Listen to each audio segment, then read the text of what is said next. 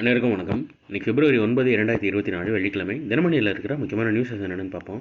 ஹெட்லைன்ஸ்லேருந்து கொஞ்சம் பேஜஸ்க்கு political news general newses தான். So டேரெக்டாக இன்றைக்கான திருக்குறள் என்னன்றதை பார்த்துருவோம்.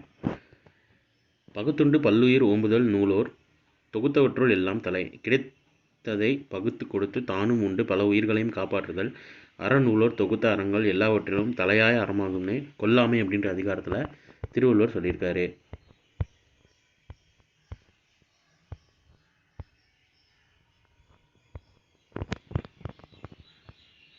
அடுத்ததான் நைட்ரஜன் ரயில் சென்னை ஐசிஎஃப்எல் தயாரிப்பு ரயில்வே அமைச்சகம் தெரிவிச்சிருக்காங்க. நைட்ரஜன் ரயிலை இந்திய ரயில்வேயின் தயாரிப்பு பிரிவான சென்னை ஐசிஎஃப்எல் தயாரிக்க உள்ளதாக மத்திய ரயில்வே அமைச்சர் அஸ்வினி வைஷ்ணவ் மக்களவையில் தெரிவித்தார். நைட்ரஜன் ரயில் சேவைக்கான அரசின் முன்னெடுப்புகள் குறித்து பாஜக எம்பி ஜெகநாத் சர்க்கார் எழுப்பிய கேள்விக்கு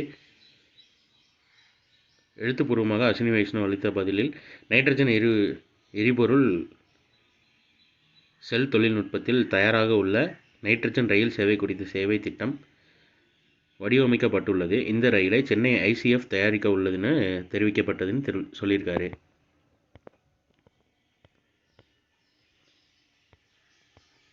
அடுத்ததாக ஆஸ்திரேலியாவில் பகவத்கீதை மீது உறுதிமொழி எடுத்து பதவியேற்ற முதல் செனட் எம்பி இந்திய வம்சாவளியை சேர்ந்தவன் தெரிவிச்சிருக்காங்க.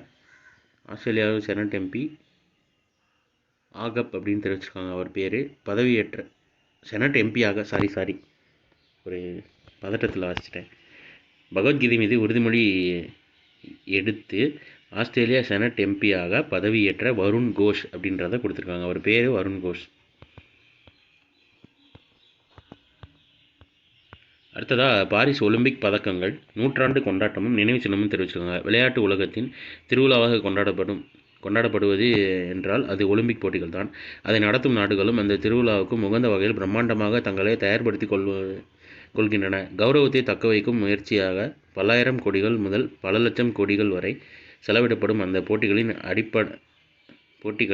அடையாள முகமாக இருப்பது இரண்டு விஷயங்கள். ஒன்று போட்டிக்கான இலச்சினைனா லோகோ. மற்றொன்று போட்டியில் வெற்றியாளர்களுக்கு வழங்கப்படும் பதக்கங்கள். ஒவ்வொரு ஒலிம்பிக் போட்டியை நடத்தும் நாடுகள் இந்த இரண்டு வடிவமைப்புக்கு மிக கூடுதலாக மெனக்கெடல்களை மேற்கொள்ளும். வித்தியாசமான அனைவரும் ஆச்சரியப்படத்தக்க வகையிலான ஏதேனும் ஒன்றை அவற்றுள் வடிவமைப்புகள் கொண்டிருக்கும் என்பது நிச்சயம். அந்த வகையில் இந்த ஆண்டு நடைபெறவிருக்கும் பாரிஸ் ஒலிம்பிக் போட்டிகளுக்கான பதக்கங்கள் வெளியிடப்பட்டுள்ளன. ஒலிம்பிக்ஸ் போட்டிகளில் 100 ஆண்டுகளுக்கு பிறகு 1924 அப்போ தான் ஃபஸ்ட் நடந்திருக்கு.